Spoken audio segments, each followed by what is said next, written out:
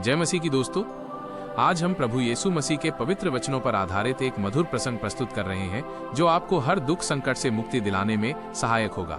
ये एक लंबी कविता है जिसमें पश्चाताप, प्रेम और क्षमा की भावना को उजागर किया गया है। तो चलिए शुरू करते हैं, लेकिन इससे पहले कृपया आप हमारे YouTube चैनल को सब्सक्राइब करें। धन्यवाद। जय यीशु। परमेश्वर का सामर्थ्य, फिरौन की कठोरता और टिड्डियों का कहर।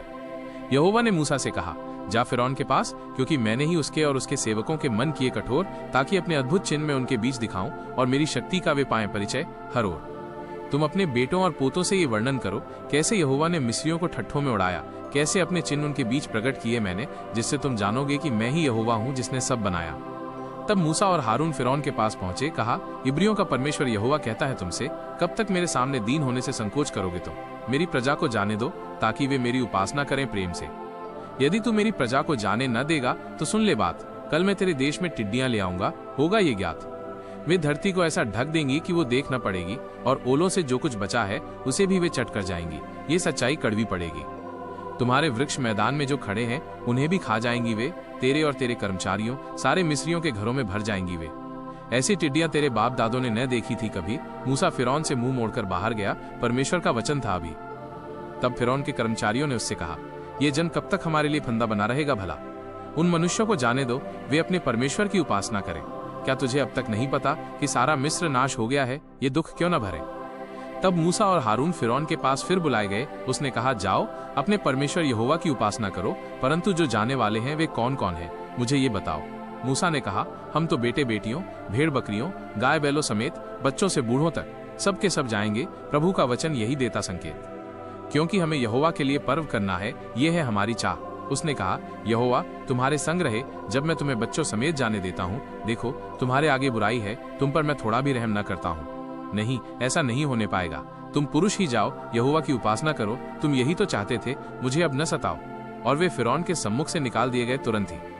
तब यहोवा ने मूसा से कहा, मिस्र देश पर अपना हाथ बढ़ा कि टिड्डियां मिस्र देश पर चढ़े, और भूमि का जो अन्न बचा, ओलों से जो कुछ भी रह गया, उसे चट कर जाए वे। और मूसा ने अपनी लाठी को मिस्र देश के ऊपर बढ़ाया। तब यहोवा ने दिन भर और रात भर देश पर पुरवाई बहाई। जब भोर हुआ तब उस पुरवाई में टिड्डियां आईं, बहुत सी। टिड्डियों ने चढ़कर मिस्र देश के सारे स्थानों पर बसेरा किया। उनका दल बहुत भारी था, ऐसा पहले कभी न देखा गया। न तो उनसे पहले ऐसी टिड्डियां आई थीं, न उनके पीछे फिर आएंगी।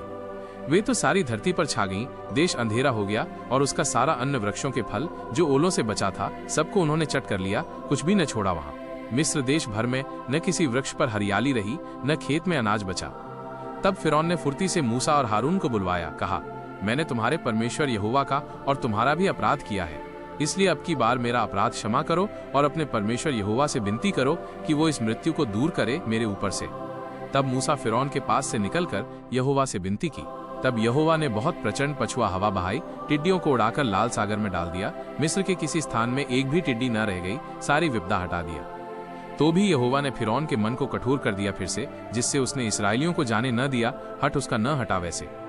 फिर यहोवा ने मूसा से कहा, अपना हाथ आकाश की ओर बढ़ा कि मिस्र देश के ऊपर अंधकार छा जाए, इतना घना कि टटोला जा सके।